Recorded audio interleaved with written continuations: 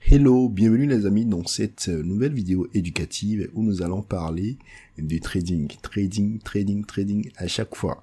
Alors, ça fait vraiment un moment que j'ai pas publié de vidéo, c'est tout simplement parce qu'il y avait d'autres activités, certaines choses qui ne me permettaient pas vraiment en fait voilà d'enregistrer du contenu et de publier et maintenant en fait je pense que tout se passe pour le mieux. Je vais pouvoir en fait reprendre le partage des contenus voilà sur la chaîne YouTube, sur Facebook et également sur Instagram. Donc maintenant, peu importe là où vous serez, vous allez pouvoir suivre les vidéos, que vous soyez sur YouTube, sur Facebook ou sur Instagram. Ne vous inquiétez pas, les vidéos seront balancées un peu partout pour que vous puissiez suivre. Alors, une nouvelle avant qu'on ne démarre, la plateforme Classroom Trading sur laquelle j'ai travaillé avec des partenaires depuis pratiquement 2 ans a été lancée. Dans la description, vous avez le lien détaillé en fait pour suivre la vidéo, voilà en ce qui concerne cette plateforme et pour pouvoir en fait vous lancer. Si vous voulez vraiment en fait voilà démarrer une carrière de trader, être accompagné au jour le jour et profiter en fait de très bons signaux de trading que j'envoie personnellement. Alors, on ne dira pas signaux, mais bon, des plans de trading que j'envoie personnellement par rapport en fait à mes entrées sur le gold et plein d'autres en fait plans que d'autres collaborateurs envoient dans un salon privé réservé uniquement pour vous les membres. Alors, on va fermer la parenthèse là et on va y aller avec la notion dont on va parler aujourd'hui. Pour ceux qui sont vraiment débutants ou même intermédiaires, je vais aujourd'hui partager en fait avec vous un secret. Est-ce que je dirais un secret? Oui, c'est un secret parce que certaines personnes ne savent pas. Les étudiants en fait en masterclass, ceux qui ont été coachés par moi savent très bien de quoi il s'agit, mais ceux qui n'ont jamais travaillé avec moi ne savent sans doute pas de quoi il s'agit. Et donc aujourd'hui, j'ai décidé de partager l'information avec vous. C'est vraiment quelque chose de très simple, de très basique, et vous allez vraiment voir que ça pourrait en fait apporter totalement un changement à votre manière d'entrer en position sur certaines configurations et vous permettre d'avoir de meilleurs résultats en fait à moyen long terme et vous éviter de vous faire piéger voilà sur certaines entrées. Donc c'est vraiment très important de suivre la vidéo jusqu'à la fin. Vous me direz en fait ce que vous pensez en fait de cette vidéo. J'ai décidé à partir de maintenant essayer en fait voilà, on va faire du mieux qu'on peut pour partager au moins une vidéo éducative par semaine. Et les vidéos seront sans doute des pépites, vous savez de quoi il s'agit. Ici, on ne partage pas du contenu voilà pour raconter sa vie, on partage vraiment du contenu pour vous aider à apprendre et pour aller de l'avant. Alors, si vous êtes prêts déjà, abonnez-vous à la chaîne YouTube si vous n'êtes pas encore abonné. Abonnez-vous à la page Facebook et également à la page Instagram si vous n'êtes pas encore abonné. Et surtout, activer les cloches de notification pour être l'une des premières personnes à regarder en fait les prochaines vidéos qui seront tout simplement partagées. Alors, on y go. Alors, dans cette vidéo éducative, nous allons parler d'entrée en position. Il y a pas mal de méthodes d'entrée en position et si vous êtes débutant, vous avez déjà sans doute lu pas mal de livres ou bien même en fait vu pas mal de vidéos sur YouTube où on vous montre comment entrer en position sur certaines configurations. Mais ici, je voudrais en fait dans cette vidéo revenir sur une configuration assez particulière. C'est dans tous les livres, c'est dans presque toutes les vidéos YouTube, mais on ne met souvent pas l'accent sur quelque chose de très important qui, généralement, en fait, piège la plupart des débutants. Et c'est exactement ce que nous allons voir ici. Alors, vous ne me direz pas en fait que vous ne connaissez pas les droits de tendance. Si vous ne connaissez pas les droits de tendance, je vous invite à suivre la vidéo sur la théorie de dos et sur les droits de tendance que j'ai déjà publié sur cette chaîne. Vous savez donc sans doute comment tracer une droite de tendance. Et une fois que vous savez comment tracer une droite de tendance, derrière une droite de tendance, on a les possibilités d'entrer en position. Donc généralement, on nous dit, lorsque tu as une droite de tendance, rebond sur la droite, tu entres en position et cassure de la droite aussi, tu peux entrer en position. Alors par rapport au rebond sur la droite, il n'y a pas du tout de problème avec cela. Mais au niveau de la cassure, c'est là le gros problème. Et si vous n'avez pas l'information, très souvent, vous allez vous faire piéger tout simplement. Je vous explique. Supposons par exemple qu'on a une phase haussière. Donc laissez-moi matérialiser cela rapidement sur ce tableau blanc que je partage avec vous. Alors, supposons donc qu'on a cette phase haussière que je viens juste de matérialiser. Donc, lorsqu'on a la phase haussière, on nous dit simplement rebond en fait sur la droite, en fait, tu achètes et cassure en fait, tu vends. Donc là, à chaque fois en fait, sur les rebonds, disons à partir de là, on peut en fait faire des prises à l'achat et c'est seulement quand il y aura une cassure en fait qu'on va vendre. Donc ça, c'est ce qu'on apprend de base. Maintenant, regardez ce qui se passe. Lorsque le prix vient en fait casser la droite, à ce niveau-ci par exemple, on nous dit en fait d'entrer en position à la vente. Donc normalement là, on doit entrer en position à la vente.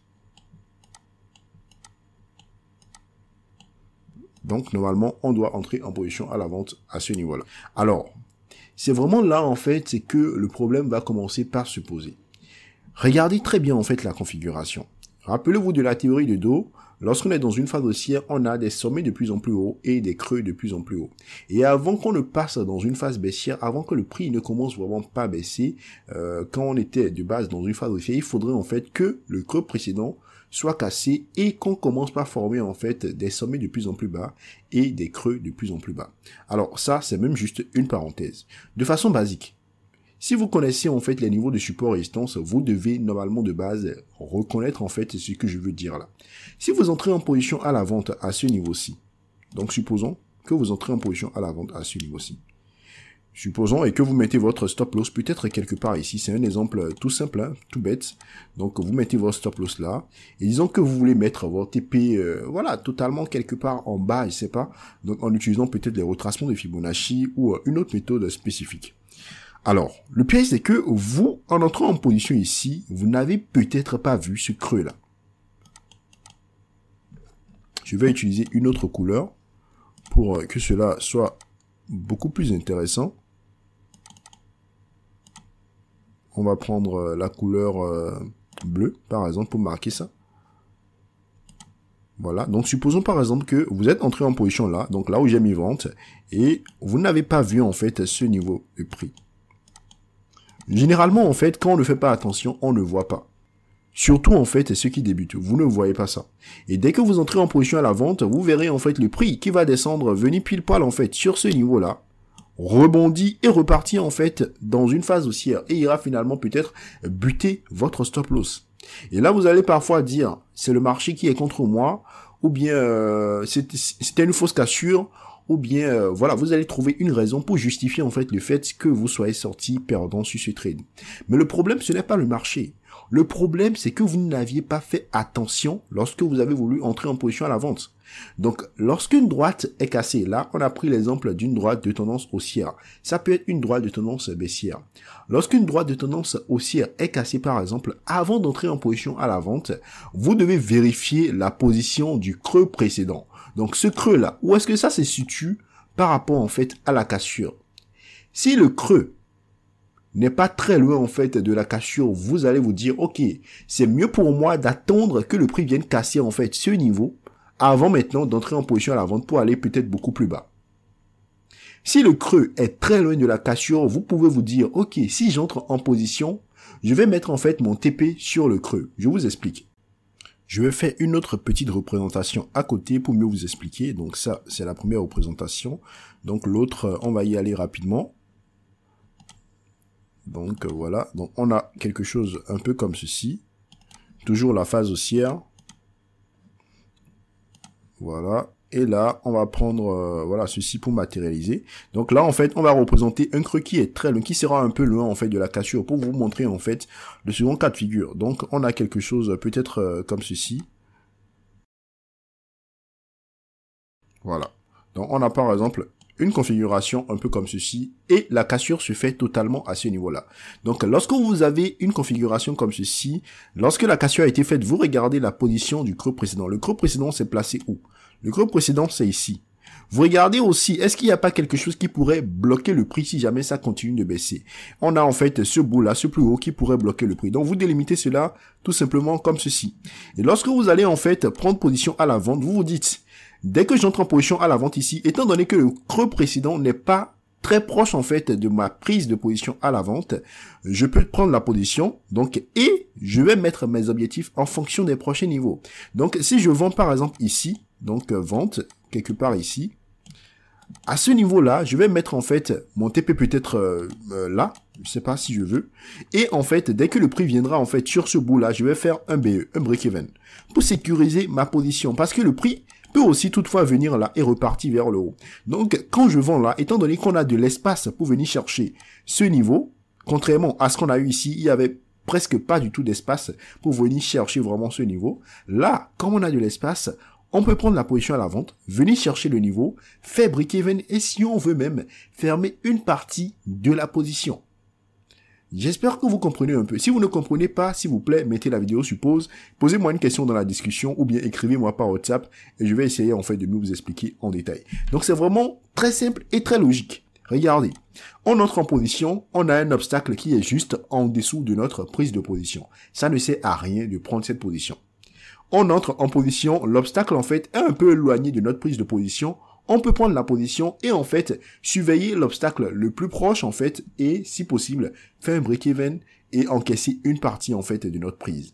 Donc à partir d'aujourd'hui, chers amis, débutants ou intermédiaires, si vous voulez prendre une position sur cassure, il faudra toujours vérifier ce que je viens de vous montrer. Ce n'est pas interdit de prendre des positions sur cassure. Vous venez de voir l'exemple ici. On peut prendre des positions sur cassure de droite. Droite de tendance haussière cassure ou bien droite de tendance baissière cassure. On peut prendre des positions. Mais vous devez toujours vérifier est-ce qu'il n'y a pas un obstacle très proche de ma prise de position en regardant soit les creux précédents ou les sommets précédents. S'il y a un obstacle qui est très proche de votre prise de position, vous allez simplement vous dire vaut mieux que j'attende que le prix franchisse cet obstacle avant d'entrer en position.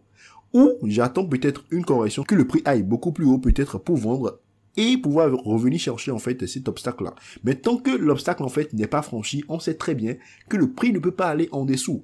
Tant qu'on ne franchit pas ce niveau-là, on ne peut pas aller beaucoup plus bas. Tant qu'on ne va pas franchir en fait ce niveau, on ne peut pas venir chercher ce niveau. Tant qu'on ne va pas franchir ceci, on ne peut pas venir en fait chercher le niveau beaucoup plus bas. Donc chaque obstacle doit vous amener en fait à réfléchir autrement. Et dès que vous voyez qu'il y a un obstacle en même temps, même si tout le monde vend, et même si tout le monde dit en fait que cassure de droite de tendance, il faut vendre, vous, parce que vous avez l'information, vous ne vendez pas. Parce que tout niveau en fait sur les graphiques peut faire réagir le prix. Même si le niveau c'est juste un seul creux, même un seul petit creux, ça peut faire repartir les prix tout simplement. Le prix peut venir s'appuyer là-dessus et repartir, continuer dans le sens du mouvement. Et vous qui êtes déjà entré en position, vous allez simplement en fait vous faites taper un stop loss, ça va vous frustrer et derrière en fait vous pouvez faire du n'importe quoi. Alors si vous êtes fort dans la tête, ça ne va pas forcément vous frustrer, mais c'est toujours mieux d'avoir l'information et éviter des erreurs comme ça. Cassure de droite de tendance, creux ou sommet très proche de la cassure, on n'entre pas en position.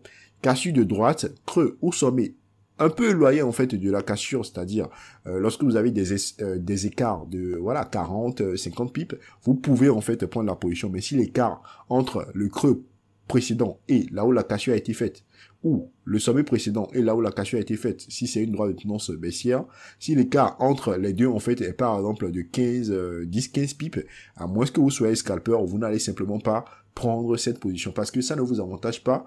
Le prix peut revenir là et repartir en fait dans le sens opposé et là c'est vous qui allez simplement payer en fait les frais.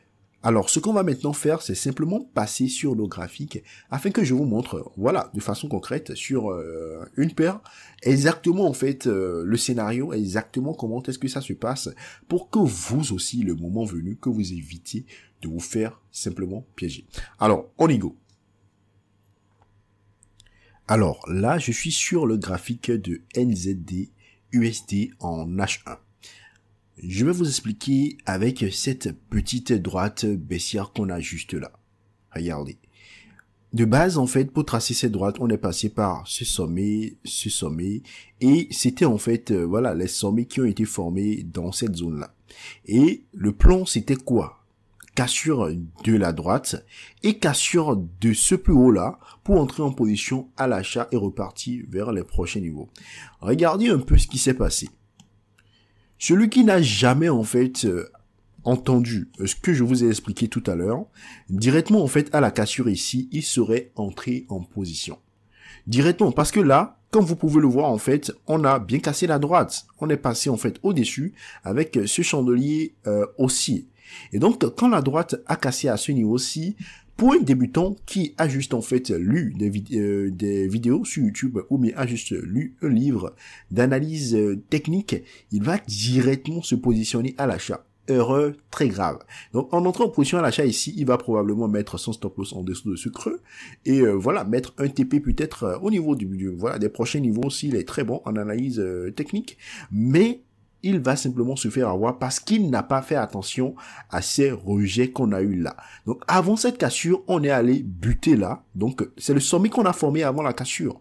Donc il fallait en fait repérer ce sommet là, mettre une zone de résistance et attendre que le prix passe au-dessus avant d'acheter. Donc même si on a cassé en fait la droite par le haut, tant que en fait ce sommet n'est pas brisé, le prix ne peut pas aller vers le haut. C'est impossible. Donc, il fallait ici, tout simplement, sur ce graphique de NZD-USD, attendre que le prix franchisse cette zone de résistance qui a été faite par le sommet précédent qu'on a juste là, pour entrer en position à l'achat et repartir vers le haut. Je ne sais pas si vous comprenez un peu ce que je vous dis là. Donc, c'est vraiment très, très, très important, en fait, de faire attention par rapport à ces genres de choses. Parce que, si vous entrez en position là, vous sortez perdant, et les prix se retournent contre vous après. Or, quelqu'un, en fait, aurait pu attendre, quand ça casse ici, il entre en position à l'achat pour aller chercher le prochain niveau. Ou, en fait, il attend cassure de ceci ou bien de ceci pour vendre, pour aller chercher ceci, comme ce qu'on a partagé, en fait, dans la communauté privée avec les gars. Donc, normalement, en fait, lorsqu'on a des cassures comme ça, comme ceci, comme ce qu'on est en train de voir là, vous devez toujours, chers amis, regarder à côté. Est-ce qu'on a un obstacle? Et si on prolonge même derrière, on voit que, en fait, ce n'est pas que, en fait, le sommet, c'est toute une zone de résistance, en fait, qu'on avait là. Donc, si vous ne faites pas attention, vous n'allez pas voir. Ici, en fait, on a la chance que c'est une zone qui est bien claire et qu'on peut déterminer. Mais si c'était juste un sommet, ça pouvait aussi faire réagir le prix de la même manière. Exactement de la même manière. Supposons que quelqu'un, en fait, on n'avait pas encore eu tout ça, et quelqu'un avait tracé une droite comme ceci. Donc, il avait tracé un truc comme ça, en passant par les deux sommets là.